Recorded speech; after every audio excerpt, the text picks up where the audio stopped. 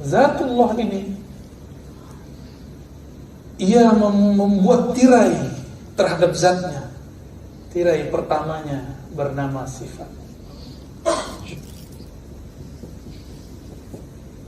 Hijab. Lalu sifat Allah beri lagi lah nama. Lalu Allah beri lagi lah yang paling luar, af'al, perbuatan. Nah, sifat ini turun kemana nih? Sifat-sifat Allah kenalkan ke dalam ruang yang lebih dalam daripada kolbu. Ya? Dari kolbu ke sifat itu ada namanya fuad. Dari fuad ke sifat ini ada namanya sir. Nah, maka di sini kita buatlah dua lapis ya, fuad. Ada sir. Nah, ini sudah belajar inti-inti sirrul asrar ini. Fuad itu artinya bilik hati yang memberi natijah manfaat. Orang-orang ini yang sudah mengenal nama Allah dan masuk nama Allah ke dalam fuadnya, sifat-sifat Allah itu sudah terang dalam jiwa fuadnya, doanya mustajab. Ini kenapa ada wali doa mustajab, karena dia berdoa dengan fuadnya. Ya. Itulah yang dikata oleh Nabi, innallaha la yujibu min qalbin ghafil. Allah tidak terima doa orang yang lalai fuadnya. Jadi kolbu punya bilik, ya, namanya yang terdalam sir. Nah, dalam ilham para ulama, ini bukan hadis, lihat, ini cuma ilham para ulama. Wa fi sirri ana, di dalam sir itulah engkau dapat mengenal siapakah aku. Satu hal yang membedakan antara kita dan orang terdahulu cuma satu, mereka istiqamah. Istiqamah itu bukan berarti seperti robot, enggak, seperti malaikat. Istiqamah bahasa Arab berarti istaqama yastaqim. Dalam bahasa Arab istaqama yastaqim berarti berusaha untuk menjalankan semaksimal mungkin. Bukan berarti kita harus memaksa diri, tidak. Nah, istiqamah itu ada usaha. Usaha itu berarti bertahap, sedikit. Nah, jika tidak melakukan proses itu langsung banyak, nah disitulah muncul jenuh, bosan. Dan zikir-zikir tadi akan lebih nikmat lagi jika memahami isinya. Jadi kenapa banyak orang tidak menikmati zikir? Karena dia tidak faham apa yang dizikir. InsyaAllah pelan-pelan kita akan menjelaskan makna-makna apa yang ada pada kalimat zikir. InsyaAllah. Supaya kolbu itu tahu apa yang dia santap, sehingga sahlah disebut santapan rohani. Kalau tidak, apa yang disantap? Orang dibaca burung beo. Tahu burung beo? Ya. Burung beo, kita baca assalamualaikum, dia baca assalamualaikum. Burung tiung. Itu tiung sini ya? Tiung. Dia suka repeat apa yang kita cakap ya? Ulang. Ya. Assalamualaikum, la ilaha itu. Itulah guna talqin. Satu lagi ta'lim. Dua. Jadi ma'rifat itu ada wasilahnya, ada medianya dua saja. Ta'lim, mengajarkan dan belajar. Yang kedua, talqin. Talqin itu membimbingkan, menghantarkan kalimat dari lisan masuk ke dalam qalbu. Itu talqin. Dan itu hanya dapat dilakukan oleh ahli qalbu. Tidak dapat dilakukan oleh sembarang orang. Ya. Karena si ahli qalbu ini dia terhubung kepada yang membolak-balik qalbu. Kalau seorang wakil talqin, muqaddam, khalifah, mursyid, syekh merasa dialah yang mentalqin, batal. Nuzi'at anhul barakah wal madad. Ya, maka tidak ada lagi anugerah ke dalam majelis itu, karena dia telah menyekutukan Allah dalam khafinya, dalam ketersembunyian dirinya. Jika ada murid berhasil berzikir, dia pun tidak boleh mengatakan ini asbab saya, tapi semua asbab Allah Subhanahu wa ta'ala. Jadi ke depan saya berharap ada kajian membahas rahasia-rahasia apa yang kita baca. Ya, insya Allah kalau umur panjang pun saya akan bantu. Tapi jangan tunggu saya. Ya, sini kan banyak guru-guru ya, yang mereka mengerti bahasa Arab, tapi tidak cukup. Dia harus mengerti bahasa qalb. Nah, kita masuklah ke ma'rifatullah, ini boleh dihapus. Jadi tadi kita sudah menyebutkan bahwa ma'rifatullah, knowledge ya, tentang Allah, pengetahuan terhadap Allah, pengenalan terhadap Allah, itu ada beberapa jalan. Ada jalan ahli thariqah sufiyah, amaliyah. Ada jalan thariqah sufiyah ruhiyah. Thariqah sufiyah amaliyah itu hanya mendidik nafs jiwa. Maka wajarlah jika ahli thariqah masih bertengkar. Jadi tidak disesalkan, karena mereka masih sedang merawat jiwa. Jiwa itu ada yang disebut jiwa ammarah bisu, yang suka mengajak, menyuruh kepada keburukan. Ada yang lawamah, suka mencaci maki, ya, menyesal, macam-macam. Ada yang mulhamah. Mulhamah itu kadang dia baik, kadang dia buruk. Jika dia punya community yang baik, dia jadi baik. Jika dia punya lingkungan yang buruk, dia jadi buruk. Nah, ini mulhamah. Mulhamah ini tergantung siapa bersama dia. Disinilah Sayyidina Nabi SAW mengatakan, Al-mar'u ala dini khalili. Hadis Imam Tirmidzi, hadis sahih. Seseorang itu karakternya, akhlaknya akan dipengaruhi oleh siapa orang di sekitarnya. Maka jangan keluar dari jamaah. Kalau keluar satu jamaah harus masuk ke jamaah yang lain. Jangan pernah sendiri.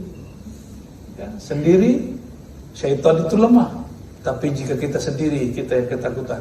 Karena dia punya senjata, dia punya nuklir, namanya was-was. Ya, was-was jika kita ini diserang, itu semua orang akan syak, semua orang akan berpenyakit kalbunya. Yang kedua ada thariqah ruhiyah, thariqah sufiyah ruhiyah. Maka sufi ini memang beragam. Thariqah sufiyah ruhiyah ini, mereka tidak ada minat dengan pahala. Mereka tidak minat dengan posisi, power, materi, tidak ada minat. Ya. Bukan berarti mereka jauh dari dunia, dunia di tangannya. Thariqah sufiyah ruhiyah, kalbunya hanya sibuk mengenal Allah Subhanahu wa ta'ala. Ini ruhiyah. Nah, mereka berangkat dari ilmu ma'rifatullah. Kenal dulu baru sembah. Kalau sebagian kelompok sembah dulu baru kenal. Ini objeknya ruh, qalbu. Yang kelompok pertama objeknya nafs, jiwa. Jadi wajar saja orang thariqah masih konflik. Orang thariqah masih berebut siapa mursyid, berebut siapa wakil talqin, siapa khalifah, mursyid, syekh.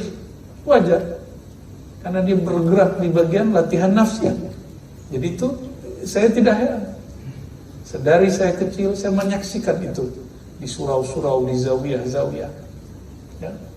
Seorang syekh membicarakan syekh yang lain, khalifah, mursyid, muqaddam, merendahkan, karena mereka dimain di nafsnya. Oleh karena itu belum tentulah seorang mursyid, mohon maaf, belum tentu seorang mursyid, belum tentulah seorang wakil talqin itu wali Allah. Maka untuk jadi wali tidak mesti mursyid, untuk jadi kekasih Allah tidak mesti wakil talqin. Ya, bebannya berat jadi mursyid, bebannya berat jadi wakil talqin. Sungguh nikmatlah kita tidak ada beban. Hubungan kita hanya kita dan Allah. Jadi kalau mau jadi kekasih Allah, tidak mesti berebut menjadi pewaris. Ya, insya Allah. Sibuklah mengenalnya, mengenal yang kita baca namanya dari tadi, la ilaha illallah, la ilaha illallah. Kenapa hari ini orang masih di majelis-majelis dirusak dengan membicarakan hal-hal yang tidak penting? Karena tidak kenal kepada Allah. Wala dzikrullahi akbar.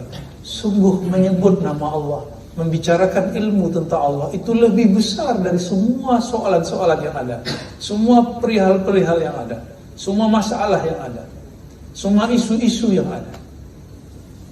Jadi kalau benar kita ini bermakrifat kepada Allah, nggak ada orang bertengkar. Tapi inilah lemahnya kita, ada sisi nafsiyah. Nah, maka thariqah nafsiyah mendidik nafs. Itu bagusnya. Mendidik berarti kalau masih konflik, dia belum menyelesaikan thariqah nafsiyahnya. Ya. Jadi kenapa orang thariqah masih konflik, masih bertengkar? Karena dia belum menyelesaikan thariqahnya. Gitu ya. Kita mafhum, kita faham, tidak ada masalah. Ya. Kenapa antara thariqah saling merendahkan? Berarti dia belum usul kepada Allah. Karena kalau dia usul kepada Allah, dia tidak ada merendahkan Allah. Walaqad karramna Bani Adam. Semua Allah telah muliakan keturunan Bani Adam. Baik, kita masuk ke ma'rifatullah. Masih kuat? Wah, insyaallah. Serius? 12. La ilaha illallah 12. Insyaallah. Saya pun semangat. Ya. Masya Allah. Boleh? Tadi kita sudah mulai dari pertanyaan Ustaz tadi ya, mengenai mengenal Allah. Jadi ma'rifatullah kita singkat menjadi ma'rifatullah. Ma'rifatullah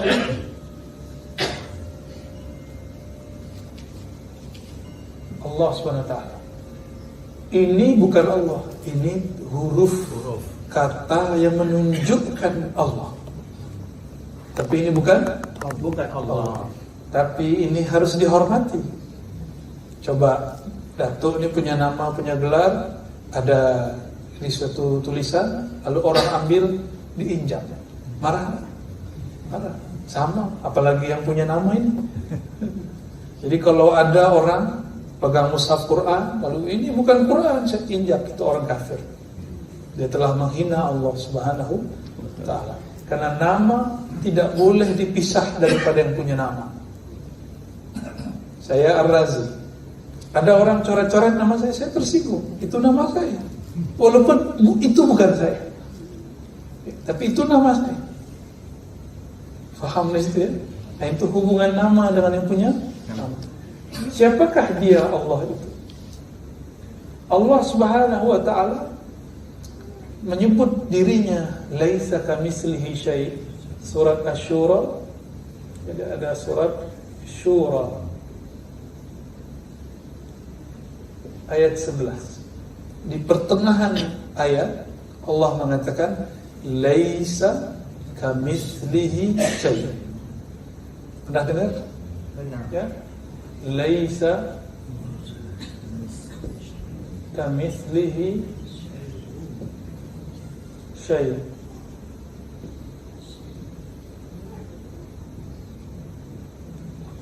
Laisa tiadalah ka seperti misli serupanya, seperti serupanya, seperti semisalnya.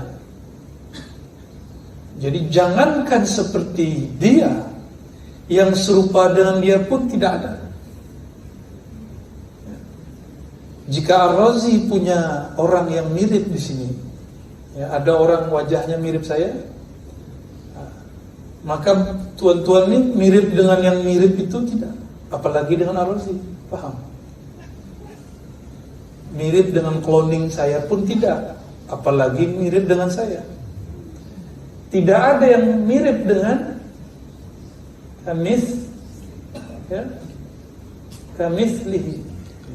Nah, siapakah Yang mislihi ini bukan serupa dalam artian menyerupai Allah. Mislihi ini dalam bahasa Arab bisa diartikan yang memancarkan nama-nama dan sifat-sifatnya. Siapa itu? Nabi Muhammad sallallahu alaihi wasallam. Tapi bukan berarti Nabi Muhammad itu Allah, bukan ya. Tapi memancarkan sifat-sifat Allah Subhanahu wa taala, sifat baiknya Allah, rahmatnya Allah. Nah, itu misli. Syai'. Tiada sesuatu pun yang serupa dengan Allah. Serupa dengan Nabi Muhammad pun tidak ada. Apalagi dengan yang disembah oleh Nabi Muhammad sallallahu alaihi wasallam. Paham di situ? Ya. Yang serupa dengan sifat indahnya Nabi Muhammad pun tidak ada. Apalagi yang serupa dengan Allah Subhanahu wa taala yang memberikan sifat itu kepada Nabi Muhammad sallallahu alaihi wasallam. Ini ayat surat Syura, mohon dihafalkan. Ya. Ini pegangan sampai masuk kubur. Ya. Ketika ditanya man rabbuka, boleh jawab pakai ini. Siapa Rabbmu? Boleh. Allah, laisa kamitslihi syai'. Malaikat lah. Sahib saya. Kalau kita sudah biasa salawat, nah, nanti dikasih unjuk wajah.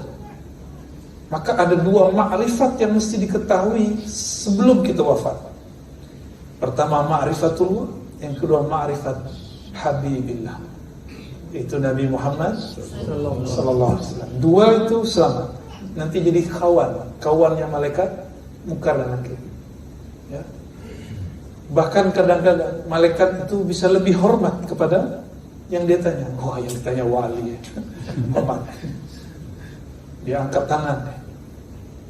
Jadi jika wali yang ditanya, malaikat Munkar dan Nakir, dia akan memuliakan orang itu. Tapi jika yang ditanya tidak mengenal dua ini, ya, ma'rifat tadi. Jadi ini baru satu ma'rifat ya. Baru ma'rifat Allah Subhanahu wa taala. Satu lagi ya, Muhammad. Di sinilah orang belajar Nur Muhammad. Boleh belajar Nur Muhammad, bukan ajaran sesat. Itu ajaran ulama-ulama dari dahulu. Ya. Imam Sa'id bin Jubair, murid dari Sayyidina Ibn Abbas, tabi'in, mengatakan bahwa Allahu nurus samawati wal ardi, surah An-Nur ayat 35. Nur itu, nur kedua dalam ayat itu, ayatnya panjang. Allahu nurus samawati wal ardi. Saya kalau sholat malam suka baca ayat itu, berharap Allah supaya terangi qalbu. Ya. Allahu nurus samawati wal ardi. Mathalu nurihi, nur yang kedua itu nur Nabi Muhammad. Siapa yang cakap? Tabi'in itu salaf, murid sahabat. Maka ilmu Nur Muhammad bukan ilmu orang tariqah, bukan ilmu sufi. Itu ilmunya para sahabat, ilmunya para tabi'in. Maka ilmu tariqat sufi diambil dari mereka. Tariqat sufi bukanlah ajaran baru, bukanlah ajaran sesat. Dia diambil dari ajaran sahabat-sahabat Rasulullah sallallahu alaihi wasallam. Yang ini kita simpan dulu ya. Kita yang ini sudah dihafal, laisa kamitslihi. Coba dihafal. Laisa kamitslihi. Hapus ya.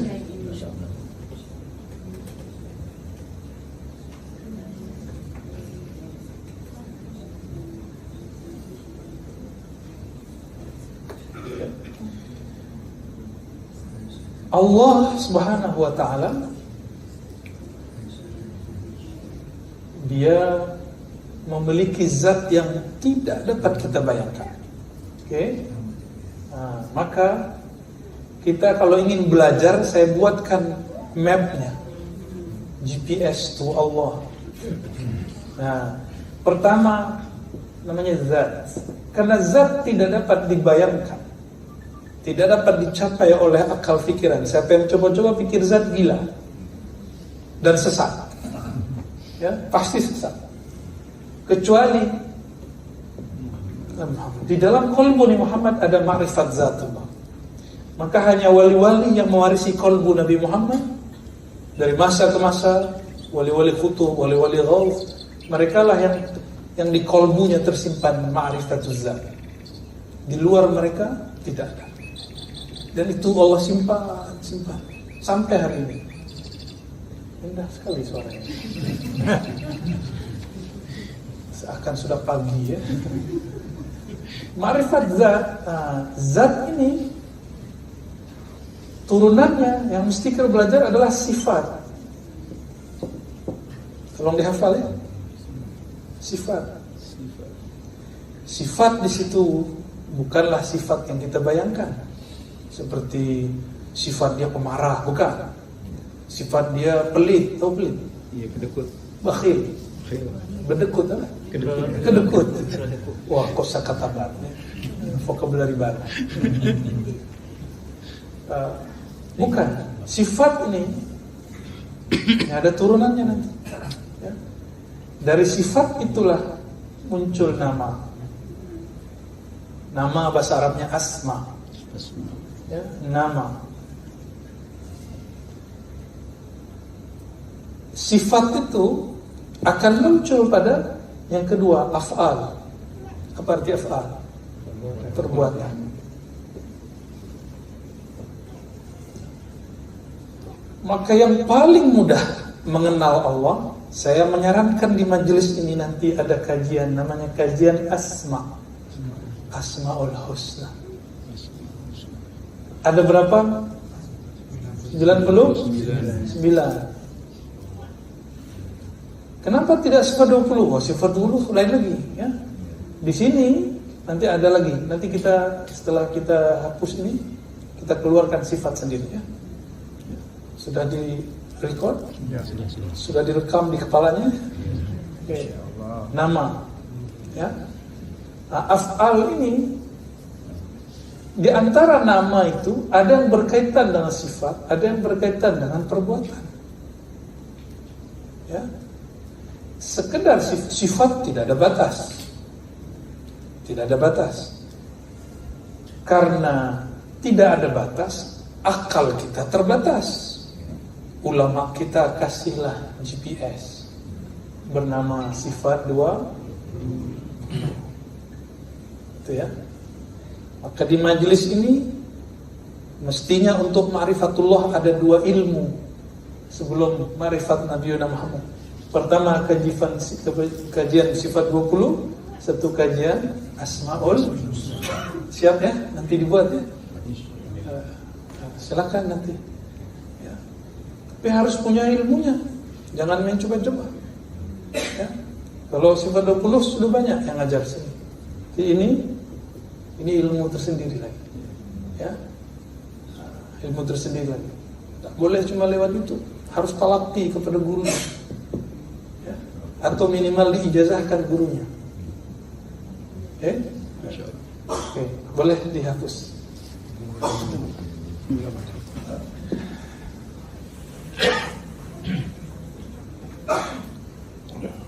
Jadi apabila di sini ada semacam ya hari-hari malam-malam seperti ini, maka harus ada kajian misalnya jedanya kajian nama Allah Rahman, ada Rahim, sampai nanti 99. Tidak mesti satu hari banyak-banyak, mungkin cuma 2 nama atau 3 nama, itu cukup ya. InsyaAllah langsung bersih. Kok saya hapus nak bersih-bersih. Ya. Nah, sifat 20 tadi sifat ya. Nah, sifat ini yang paling penting di situ namanya sifat nafsiyah. Boleh juga disebut zatiyah. Sifat zatnya Allah. Apa sifat zatnya Allah? Nah, itulah wujud. Arabik atau Latin? Pilih mana? Saya tulis Arabnya biar lebih horor. Wujud. Udah jadi bahasa kita. Wujud. Maha ada.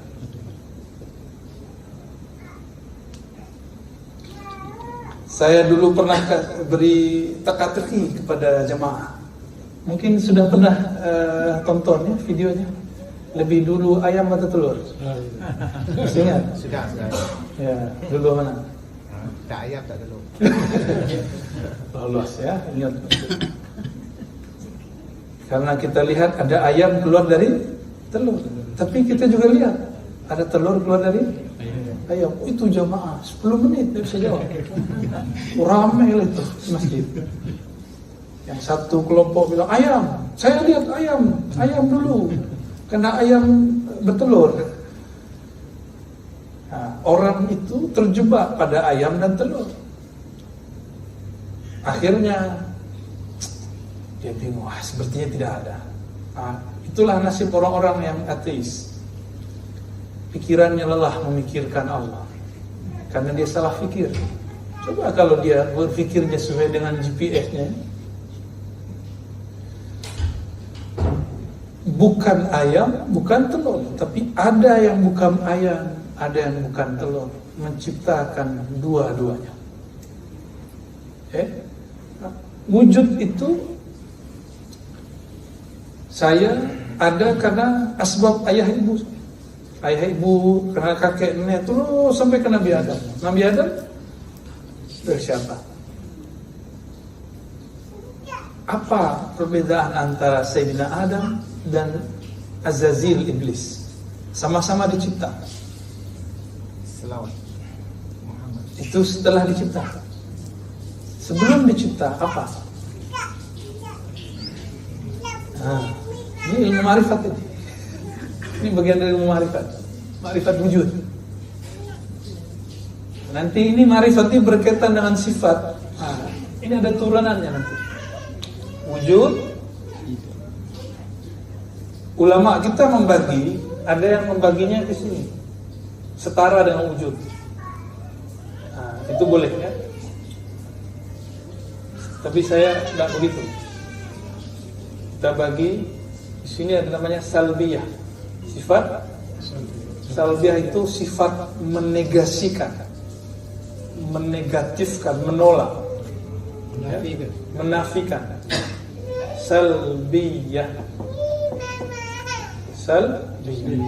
Lalu di sini ada lagi sifat namanya ma'ani. Ma'ani, makna. Contoh, yang melihat mata atau penglihatan.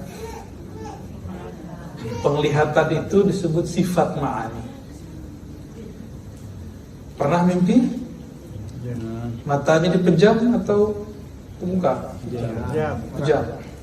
Lalu melihat pakai apa? Pakai apa lihat?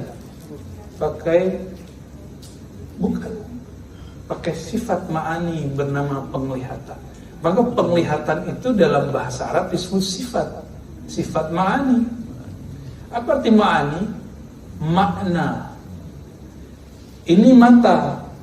Apa makna dari mata? Melihat penglihatan itu disebut sifat ma'ani.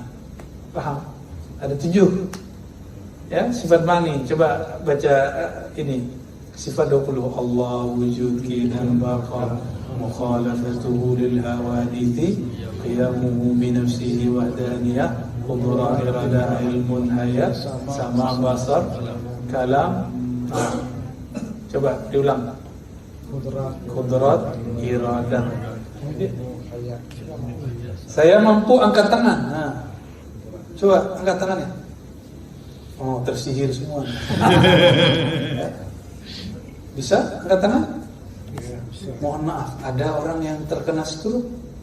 Dia bisa angkat tangannya? Tak bisa, tak boleh. Kenapa? Allah ambil kudrahnya. Ada orang buta, Allah ambil basarnya, penglihatannya. Ada orang meninggal, Allah ambil hayatnya. Anak saya baru 60 hari lah ya, Allah ambil hayat darinya. Jadi wafat meninggal itu adalah pengambilan sifat ma'ani. Maka jika disebut dalam tasawuf, matilah engkau sebelum mati, artinya serahkan sifat ma'animu kepada Allah sebelum benar-benar engkau mati. Itu yang disebut mati sebelum mati. Ini bagian dari ma'rifat. Ya, kita senggol-senggol dikit ya. Senggol. Ya, kita colek-colek dikit ya. Padahal yang mau kita kejar wujud. Karena semua sifat ini menunjukkan wujud yang satu. Saya melihat, saya mendengar, Tuan Puan juga melihat, mendengar. Apakah melihat itu satu zat berbeda dengan yang mendengar, atau dia satu? Nah, apa Tuan itu ada 7. Sifat ma'ani ada 7. Ya, apakah zat itu 7 atau satu? Satu. Ini ma'ani. Itu makna, yaitu analog untuk memahami si wujud Allah Subhanahu wa ta'ala. Saya mau tanya, jadi siapa yang mendengar itu? Allah. Hah? Ada Allah ibadah? Enggak kuat itu. Nanti di fatwa sesat sama dakri nanti ya. Jadi siapa yang mendengar itu? Siapa yang mendengar malam ini? Siapa yang melihat malam ini? Itu sifat. Yang punya sifat ini siapa? Oke, ini putih kan? Yang putih siapa? Papan tulis. Oke, papan tulis itu zat. Putih itu sifat. Yang mendengar, yang melihat, ini tubuh ini. Yang punya tubuh ini siapa sebenarnya? Nah, itu yang disebut ruh. Ruh inilah pusatnya. Pelan-pelan. Nah, 7 sifat Allah Subhanahu wa ta'ala ini apa aja tadi? Qudrat, saya kasih simbol ya. Qudrat, irada, sama, basar, masih kurang nih. Kalam. Apalagi? Masih 5.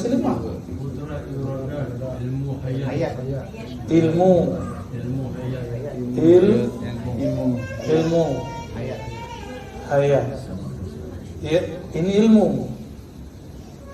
Ini hati-hati yang PhD, yang sekolahnya tinggi-tinggi itu ya, yang ilmunya Masya Allah. Ini ilmu. Saya merasa berilmu. Saya. Padahal ilmu itu Allah pinjam. Itu semua pinjam. Apa bahasanya? Kredit ya. Tahu kredit? Jadi kita kalau beli mobil bayar bertahap, itu apa namanya? Kredit ya? Kredit. Ya. Ini ilmu Allah kredit ini. Semua ini Dia pancarkan dari sifat ma'aninya, dianugerahkan kepada kita ya. Tapi ini bukan Allah, ingat. Yang mendengar itu ruhnya apa? Yang mengajar itu dari ilmunya Allah, tapi dipinjamkan oleh Allah Subhanahu wa ta'ala. Bukan Allah yang mengajar, bukan. Tetap saja hamba yang mengajar. Karena hamba Allah. Tidak boleh kita menyamakan hamba dengan Allah. Baik. Nah, sifat wujud ini, jadi siapakah yang kudrat, siapakah yang iradat? Itulah yang zat yang wujud itu. Saya mau tanya lagi. Jadi apa bentuk penglihatan itu? Ada nggak bentuknya? Tak ada. Tak ada atau tak tahu? Bentuk. Penglihatan mana? Kita nggak tahu. Bukan tak ada. Apalagi yang punya sifat mendengar, melihat. Apabila saya yang berkalam ini tidak tahu ruh yang sebenarnya seperti apa dia, bagaimana dia, apatah lagi yang meniupkan ruh ke dalam tubuh ini, Allah Subhanahu wa ta'ala. Maka semakin seseorang mengenal dirinya, sifat-sifat dirinya, semakin dia merasa jahil kepada Allah SWT. Semakin dia merasa, ya Allah, kami tidaklah tahu. Inilah thariqah Naqsyabandiyah. Puncak Naqsyabandiyah merasa jahil. Siapa yang berkalam? Sayyidina Abu Bakar radhiyallahu taala anhu As-Siddiq, beliau mengatakan al-ajzu 'anil idrak. Mengaku tidak tahu, mengaku jahil, mengaku tidak punya ilmu, itulah ilmu yang sebenarnya. Yang hanya boleh merasa berilmu hanyalah zat yang maha berilmu, Allah Subhanahu wa taala. Jadi kalau Ar-Razi masih merasa dapat bisa mengajar thariqat, mampu mengajar tasawuf, itu belum itu, ya. Saya terhijab dengan ilmu. Maka ini disebut hijab, tirai, ya. Nah, boleh dihapus lagi. Kita ulang lagi bahas wujudnya. Ya. Jadi biasanya ulama-ulama kita membahas wujud itu bagus, tapi bikin pelik, ya. Mungkin banyak orang kemudian sakit kepala. Sebenarnya cara asalnya seperti itu. Tapi masa sudah berubah, orang tidak mau seperti itu, ya. Maka saya kemudian balik caranya. Dimulai dari sifat, jadi kita buka wujud, tapi kita jelaskan ma'ani, baru sambung dia. Lalu kita analogkan dengan diri. Mulai paham sampai 20? Ini semalam sudah paham sampai 20, tidak perlu 20 hari. Ya. Insya Allah, insya Allah, insya Allah. Ya. Maka zat, ya, zatullah,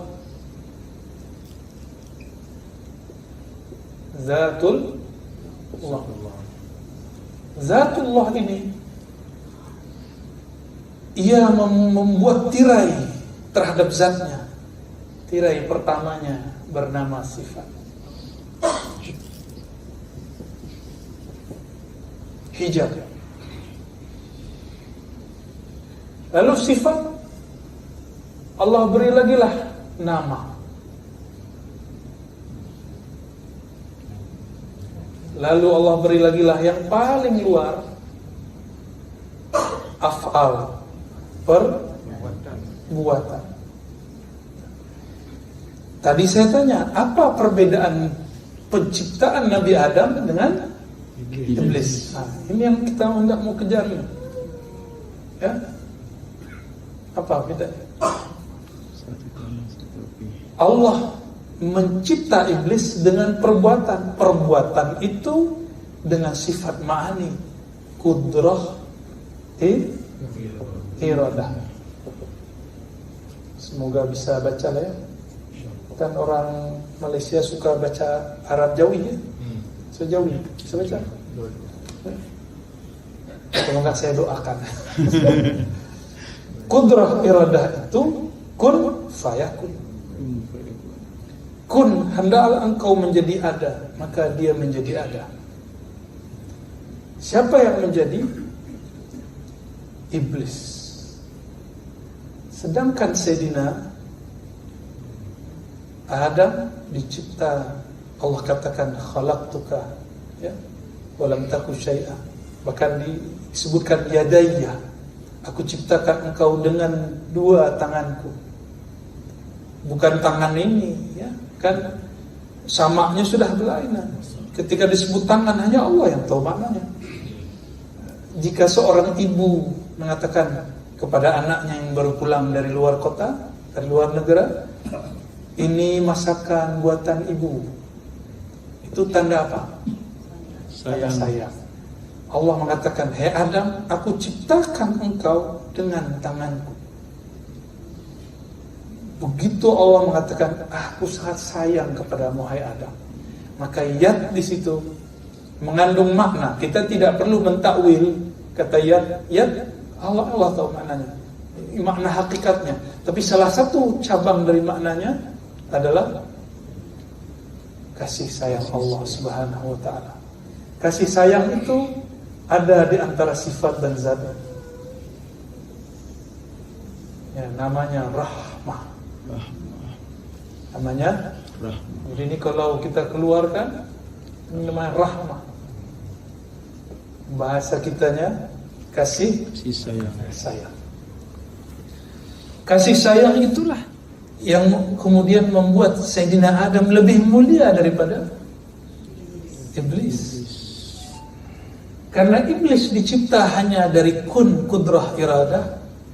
Kudrah iradah menunjukkan izzahnya Allah, hebatnya Allah. Maka iblis pun bersumpah ketika dia hendak melawan, bi'izzatika ya Rabb, dengan izzahmu. Jadi iblis percaya kepada Allah tapi tidak percaya kepada Adam. Jadi dia hanya percaya Allah mana yang dia suka, cuma 2 sifat. Jadi iblis itu punya ma'rifat, tapi ma'rifatnya hanya 2 sifat. Sedangkan Adam memahami semua sifat. Sifat rahmah. Itu perbedaan. Iblis sudah pernah berzikir 18.000 tahun. 18.000 tahun. Mulai sedari dia dididik Sayyidina Jibril di bumi, naik ke langit 1, 2 sampai 7, masuk surga dan memimpin semua malaikat beribadah di surga. Tapi iblis lupa belajar ma'rifat. Dia merasa sudah sangat tinggi makomnya karena dia banyak zikir. Karena di setiap alam sampai alam surga dia berzikir. Maka iblis itu punya singgasana, punya mahligai, punya kebun-kebun, punya aset yang luar biasa luas di surga. Buah dari berzikir waktu di bumi dan di langit. 1 subhanallah, 1 pohon di surga. Apalagi baca la ilaha illallah, ya, apalagi baca sholawat, Allahumma sholli. Oh ya, di semua itu pintu masuk surga itu sholawat. Ya. Ini perbedaannya antara iblis dan rahmah. Itu diturunkan dalam sholawat. Bahasa Arab sholat dan sholawat itu sama. Salatu ala nabi, as-salatu ala nabi, salat atas nabi.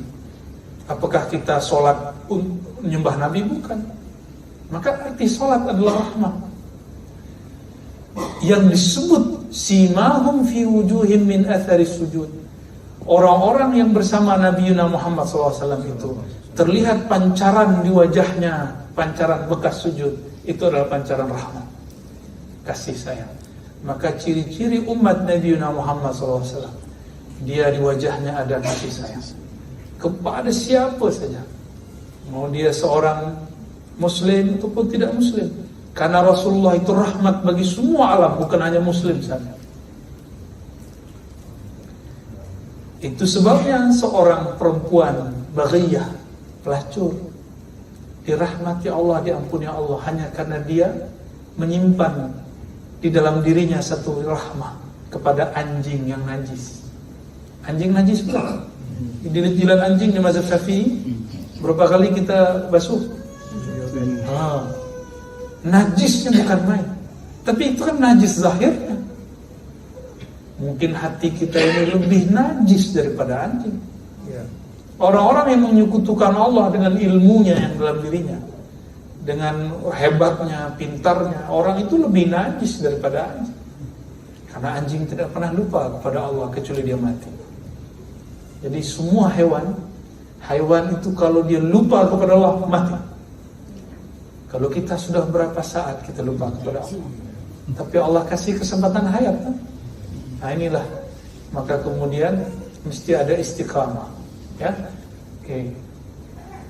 Nah perbuatan inilah Allah berikan pancarannya kepada manusia menjadi tubuh jiwa. Tubuh dan jiwa. Ya. Jadi Allah memancarkannya. Itulah kun. Bukan berarti jiwa ini kemudian dia Allah, bukan. Ya. Nama itu Allah simpan di rumah-rumahnya. Saya kalau menyimpan duit, ya, mata uang ringgit ya. Iya. Ringgit di mana kita simpan? Di jalan, di mobil atau di rumah? Ya. Saya punya benda berharga, saya simpan di mana? Surat-surat, lembaran-lembaran berharga di mana? Rumah. Di rumah. Nama Allah satu nama itu satu lembar berharga, satu surat berharga. Di mana Allah simpan? Di rumah-rumahnya. Maka keluarlah ungkapan dari ulama, ini bukan hadis. Qalbul mu'min baitullah. Kalbunya orang beriman itu adalah tempat menyimpan lembaran-lembaran nama Allah. Inilah rahasia tawajuh yang diajarkan ya Maulana Syekh Abah Ahmad Tajul Arifin, atau yang diajar oleh mursyid-mursyid Naqsyabandiyah, mursyid-mursyid Syaziliyah, mursyid Idrisiyah, semua sama. Semua sama. Mereka sedang ada nama masjidnya, Masjid Qadiriyah Naqsyabandiyah. Qalbu Naqsyabandiyah. Ada yang Idrisiyah. Itu cuma nama. Tapi di dalamnya hampir-hampir sama. Nama-nama Allah Subhanahu wa ta'ala. Maka nama Allah itu Allah simpan di mana? Qalb. Jadi siapakah yang membantu kita saat kita zikir tadi? Allah. Inilah yang kita baca, Allahumma inni ala dzikrika. Ya Allah, bantu aku mengingat akan Engkau. Maka ciri-ciri tanda-tanda orang dapat bantuan Allah, dapat pertolongan dari Allah apa? Ingat Allah. Dia dapat ingat Allah. Nah, nama Allah itu berat. Nama Allah diturunkan ke bukit longsor. Tanahnya hancur. Allah kalahkan ke bumi, bumi bergetar. Zilzal, terjadilah gempa bumi. Allah turunkan ke laut, terjadilah ombak yang bergelombang-gelombang, tsunami. Allah turunkan ke udara, jadilah angin. Berat. Maka tidak ada yang sanggup memikul nama Allah. Siapa yang sanggup mikul? Qalbu manusia. Nah, kita dapat anugerah, dapat punya file besar, namanya qalbu, rumah Allah Subhanahu wa ta'ala. Jadi jika disebut masjid, apakah masjid itu yang ada kubah? Bukan. Agama Sikh, tempat ibadahnya juga berkubah. Dulu sebelum Islam yang dibawa oleh baginda Nabi Muhammad SAW datang, orang-orang Persia menyembah api. Itu lewat menara-menara dan ada kubahnya. Maka kubah itu peradaban manusia. Adapun kemajuan qalbu itu lain. Ada masjid nih, masjid. Kubahnya bagus, kaligrafinya banyak, khat-khat Arabnya Masya Allah. Apa namanya nih? Karpetnya tebal seperti ini kan? Tebal sekali ya. Seakan kita mau langsung tidur ya. Harum. Tapi orang yang zikir tidak ada. Maka itu masjid bukanlah Baitullah. Itu kubur. Ya. Maka rumah yang tidak ada nama Allah, itu kuburan. Maka beruntunglah tempat ini. Ya, beruntung Datin. Beruntung tempat ini dipakai ya, zikrullah. Saya tidak tahu siapalah dulu yang mulai zikir di sini pertama. Sebelum ya, Datuk nih punya tanah di sini. Pasti sudah ada waliullah kasih tanda tempat ini dulu. Dia berdoa dulu, atau dia pernah jalan dulu di sini. Karena tanah-tanah itu selalu berdoa setiap kali ada yang jalan. Ya Allah, ada ahli zikir sedang menginjakku. Itu dia berdoa. Maka kiai-kiai di Jawa, tuan-guru di Jawa atau di Sumatera atau di sekitar kita di negeri kami, kalau hendak mereka membangun satu tempat menjadi pondok pesantren, mereka sholat di situ, zikir di situ. Nanti ada saja orang bantu.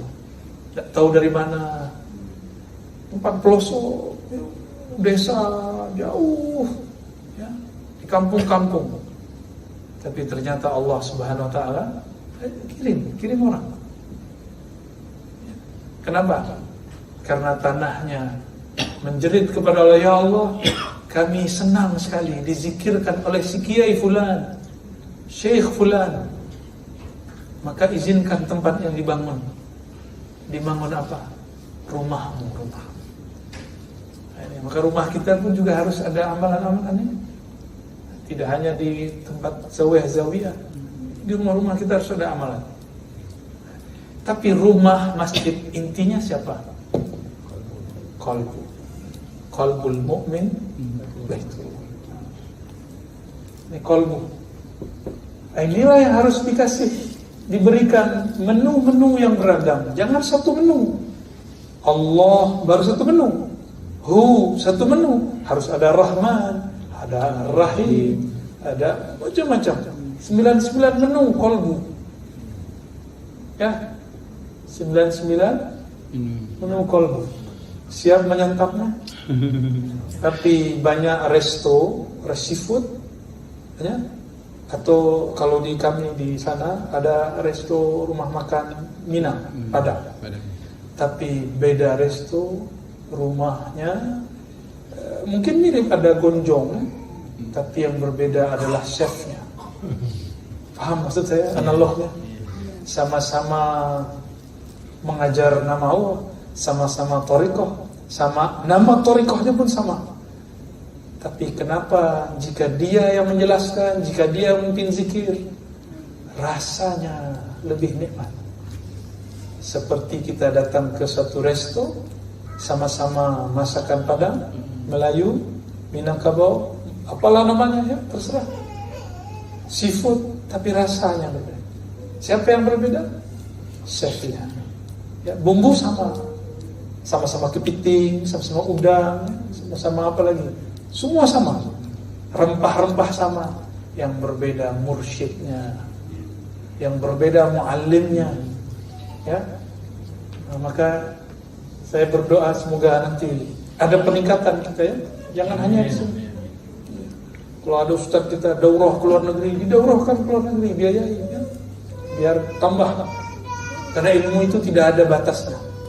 Ada kajian di mana kirim orang dari kita supaya nanti ketika pulang dia mengajar.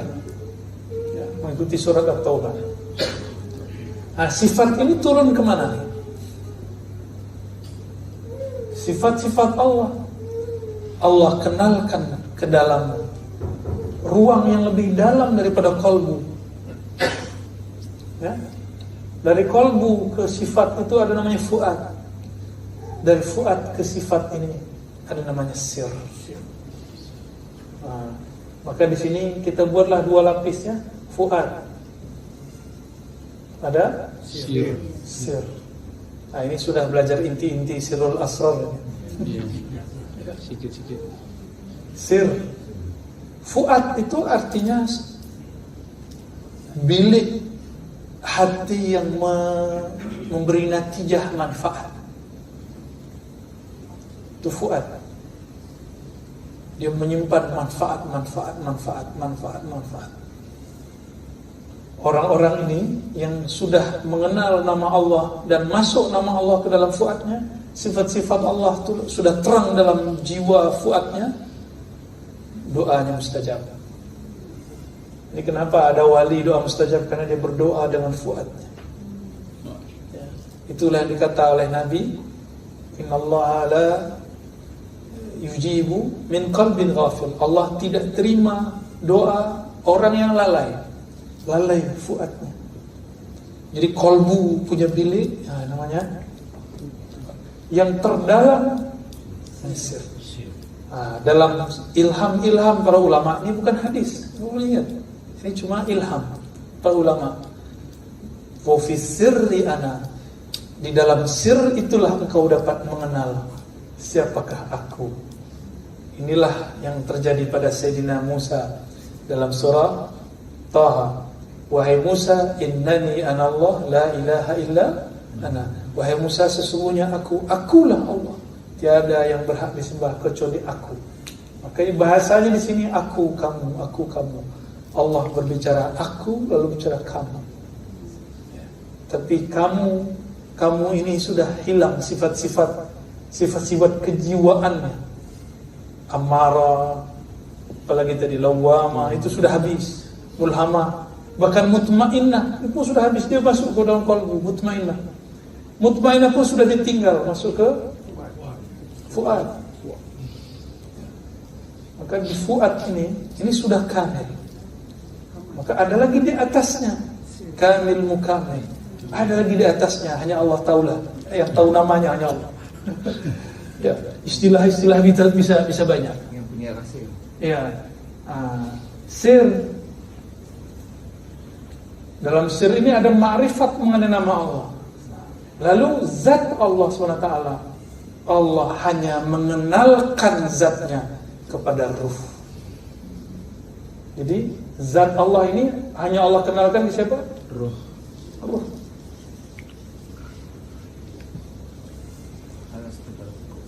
Itu dia. Yang berpulang jika semuanya sudah seragam, ya. Jiwa kita sudah kita kenalkan bahwa ini semua fi'il, perbuatan Allah. Apa yang ada ini perbuatan Allah. Qalbu sudah mabuk, sudah penuh, sudah kenal, sudah penuh dengan nama-nama Allah. Fuad sir sudah dihiasi dengan sifat Allah. Maka ruh akan semakin mengenal Allah Subhanahu wa taala. Itulah yang disebut mi'rajnya ruh.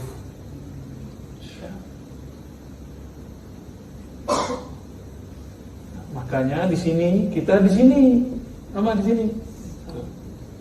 ini latihan-latihan puasa, ya, tidak berkalam yang jorok, yang apa orang bilang jorok sini, teruk, ya. Yang qabih, mazmum, ya, yang tercela. Itu latihan-latihannya jiwa. Jadi di sini apa thariqahnya jiwa? Melawan. Apa yang dia mau kita lawan. Dia mau tidur, kita lawan bangun. Dia mau makan, kita lawan puasa. Dia mau mencaci, kita lawan memuji. Dia mau menggunjingkan riba, kita lawan dengan menutup aib. Bisa, ini thariqah jiwa. Itu yang ada di tanbih tadi itu, yang di wasiat-wasiat abah-abah terdahulu itu. Ya. Itu yang mereka wasiatkan. Kenapa mereka tidak banyak wasiat masalahnya? Karena ini pun belum selesai, belum oke. Ya. Lalu kenapa saya berani meneruskannya? Karena kalau kita tunggu selesai, kapan selesainya? Ya. Ya, kita buka sajalah dulu, ya. Nah, qalbu, disitulah ada zikir qalbu Allah. Dulu kalau kita latihan zikir ada 5.000. Itu latihan aja. Bukan berarti kita harus zikir 5.000. Nah, Allah tidak butuh angka. Tapi diri ini butuh kedisiplinan. Dia butuh usaha. Harus dilatih.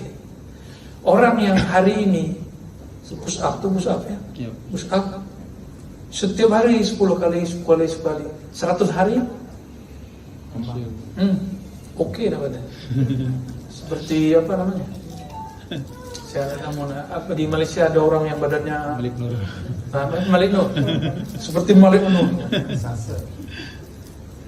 Apabila tubuh ini dilatih setiap hari, dia akan menjadi kuat dan bugar. Apabila jiwa dilatih, qalbu terus ditawajuhkan, dia akan menjadi bercahaya, dia akan menjadi indah. Ya. Sampai di sini, ini mengulang-ulang nama, ulang. Jadi ini namanya riyadhah. Tapi untuk fuad dan sir ini mesti ma'rifah. Jadi thariqahnya nama diulang-ulang, disebut riyadhah. Thariqahnya sifat, dikenal, dibahas, ditaklimkan. Makanya kita, orang-orang yang sudah belajar 99 nama ini, ada perbedaan antara orang-orang yang cuma berhenti di qalbu. Misalnya, kamu baca Rahman Rahim 100 kali, nanti begini. Baca Ya Latif, Ya Latif, nanti kamu bisa menundukkan hati orang. Nah, ini baru di thariqah qalbiyah. Tapi kalau dia sudah masuk kepada, kan nama itu bersumber dari sifat. Gitu? Ar-Razi itu nama. Ar-Razi di university namanya lecturer, dosen, kita nyebut dosen. Di pondok disebut guru.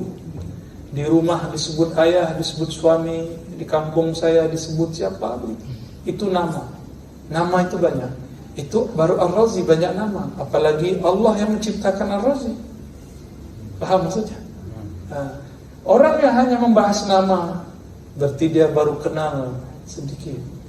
Tapi kalau sudah tahu kebiasaan saya, karakter saya, suara saya, apa aktiviti saya setiap hari, berarti dia sudah mulai tahu dengan sifat. Nah, orang-orang inilah yang disebut muqarrabin. Yang ini disebut zakiri. Ini belum lah. Ini kadang disebut ghafilin. Masih lalai kepada Allah ya. Apa namanya ini? Orang ini ghafilin. Ini zakiri. Ini muqarrabin. Muqarrabin ini ada yang muqarrabin dekat sekali. Semakin dia mengenal sifat Allah, semakin dia didekatkan kepada Allah. Ya. Kalau ini hanya Nabi Muhammad ya. Yang mengenal zat Allah hanya Nabi Muhammad. Kita tak bisa. Mungkin Imam Mahdi nanti. Ya, semoga Allah izinkan kita bertemu beliau ya. Amin. Entah dari mana lah nanti. Ya, yang pasti dari zuriat Rasulullah. Itu sebabnya kenapa kita wajib ta'zim kepada para habaib. Meskipun itu habaib tidak sempurna. Habaib manusia biasa yang tidak biasa darahnya, nasabnya. Ya, darah putih pada darah hijau. Darah putihnya itu yang mahal. Mungkin ada yang zuriat Nabi ya, Nabi Adam. Semua. Syukur-syukur jika kita menjadi orang yang muqarrabin. Amin. Inilah dilatih-latihkan. Kenapa para sufi mengatakan ilahi anta maksudi? Ya Allah, hanya Engkau maksud tujuanku. Maksud tuju dalam bahasa Melayu lama itu artinya mahbub, yang dicintai. Tapi dalam Melayu hari ini orang tidak paham tuju yang dituju. Nah, orang lupa. Maksud dulu maknanya adalah mahbub, ya. Karena di kampung saya dulu orang lama-lama itu kalau mengatakan cinta kepada seorang mengatakan saya tuju kamu. Mana tadi yang Negeri 9 tadi? Ini juga. Ya, baru balik. Ada. Hah? Banan. Oh, ada ya. Banan. Ambo tuju kau. Tuju itu artinya suka. Bahasa Melayu lama. Saya masih melihat di kitab-kitab ada Thariqah Naqsyabandiyah, Qadiriyah Naqsyabandiyah yang ditulis oleh salah satu syekh di Palembang. Dia pulang dari Mekah, murid Syekh Ahmad Khatib Sambas. Dia pulang, dia tulis bahasa Melayu Palembang. Dan dia maknai la maksuda, la mahbuba, itu tiada yang dituju, itu artinya tiada yang dicinta. Masalah kan kita serumpun, pasti maknanya sama. Ya? Jadi ilahi anta maksudi, artinya ya Allah, hanya Engkaulah yang benar-benar kami cintai. Mungkinkah cinta kalau tidak kenal? Tidak. Tidak mungkin. Tidak mungkin ya. Kenapa kita cinta? Karena kita kenal apakah cantiknya, apakah gagahnya, apakah baiknya, apakah suaranya, apakah hidungnya. Hidung bisa bawa ke Korea. Tapi kawan saya di Paris malah ingin ini maju, dikurangi. Hidungnya berlebih. Kalau kita ingin dilebihkan, kalau dia mau dimundurkan, dikurangi. Baik. Barangkali ini penjelasan ringkas inti-inti daripada ma'rifatullah. Ini diurai lebih panjang lagi, karena ini sudah jadi satu kitab. Ya, sudah ada kitab Imam Ghazali, tapi kitab Imam Ghazali bahasanya lumayan berat. Ada yang lebih ringan, buku Imam Zarruq, ya, Al-Maqsad Al-Asna.